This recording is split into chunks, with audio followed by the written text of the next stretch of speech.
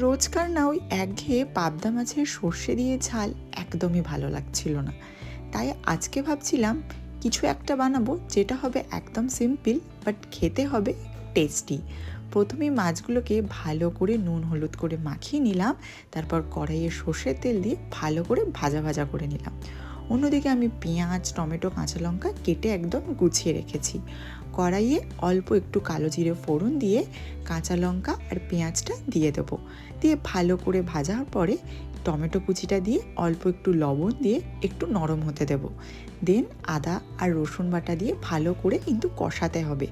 কষানো হয়ে গেলেই তাতে পরিমাণ মতন মশলা, যেরকম হলুদ গুঁড়ো, লঙ্কার গুঁড়ো, ধনে গুঁড়ো দিয়ে তেল ছেড়ে আসলেই পরিমাণ মতন জল দিয়ে 5 মিনিট ফুটিয়ে মাছগুলো দিয়ে দেবো।